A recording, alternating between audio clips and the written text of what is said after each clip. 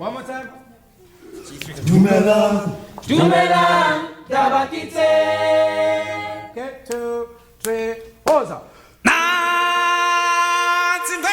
wanted the freedom of this of expression, and just the mass of these these amazing singers.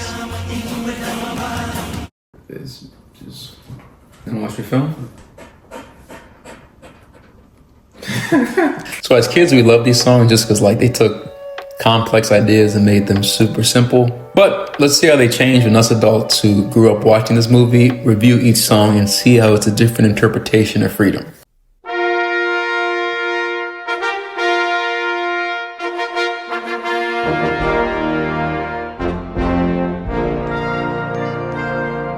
I'm not going to say much about the song because there's decades of information on YouTube about it. But this song presents freedom as contentment, no matter what season or phase you are in life. The anti-hedonic treadmill, basically.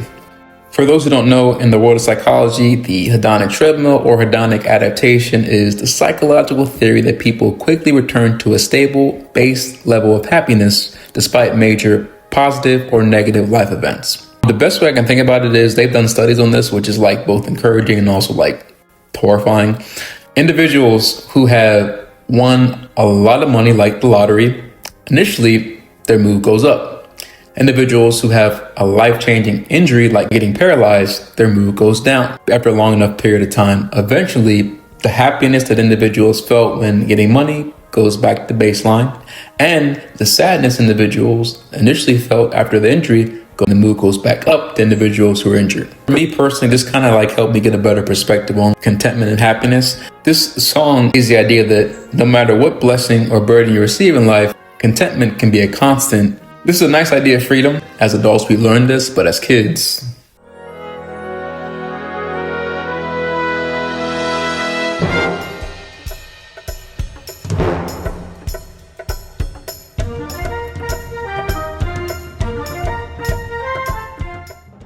actually, I used this song in music therapy because it was helped me get a better understanding of my inner child. It was a character arc for me, but anyways, this song represents the idea that freedom can be found through growth and independence. For me, king equaled adult. Symbol of becoming king, me growing up and becoming an adult, free from the rules, structures, and limits and stress that I felt from being a kid. Ironically, this song is kind of like a eulogy of innocence and how much we didn't know as kids.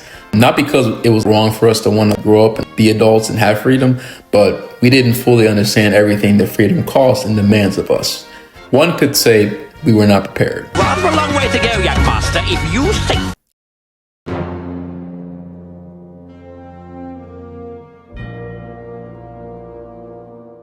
So, if Simba represents an idealistic view of freedom, Scar is a pessimistic view of freedom. Freedom without principles or empathy, aka narcissism. So narcissism is a personality trait involving excessive self-love, self-centeredness, and a grandiose sense of self-importance, often coupled with a lack of empathy and a deep need for admiration, stemming from the Greek myth, Narcissus, an individual who fell in love with their own appearance.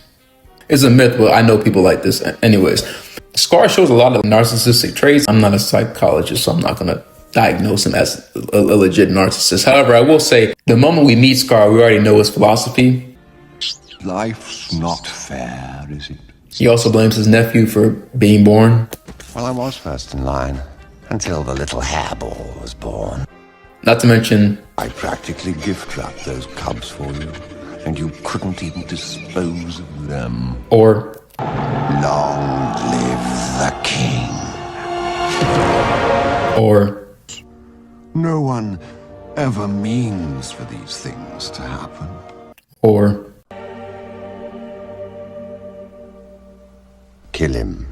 And if you've seen Mufasa, the Lion King, you also know he has a very fragile ego because he grew up believing he was supposed to be king until he saved Mufasa and we learned that his riz is trash. What you just said? You're the one that's talking. I am.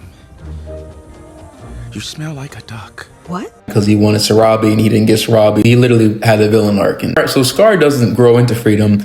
He's not prepared for freedom. He's entitled to it.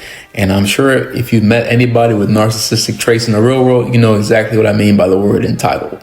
Now, we can go into more detail about Scar in the future. I think we could do some cool 48 Laws of Power and Machiavelli stuff for Scar, but that would ruin one of the best things about this movie and one of the best parts of growing up, which is learning.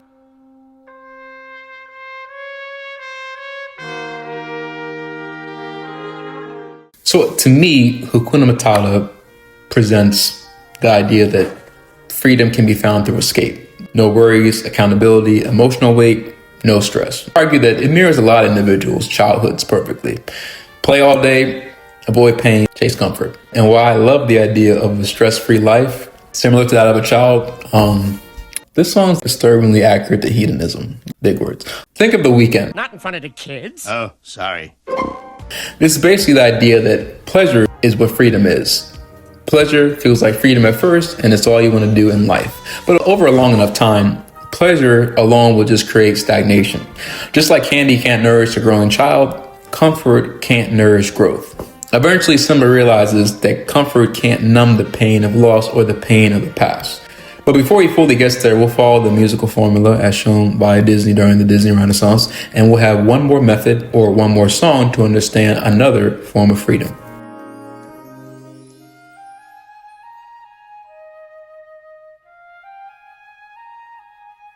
If you're age 20 to 35, you know exactly why I had this look. Lion King has the distinction of being the only Disney animated film I've ever felt uncomfortable with my parents in the theater. This is the one Disney music video that I never feel compelled to watch it. Because even as a kid, there was stuff happening that just made me feel icky. The Lion King I was for 13 you? years old with my parents, and I'm like, screaming at the projectionist, can we fast forward this?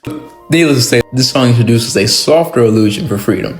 It's the belief that love and connection can be a form of freedom. And while that's all true, Simba isn't going to be 100% happy with loving Nala. He hasn't faced his guilt, hasn't learned the truth, and he hasn't faced himself.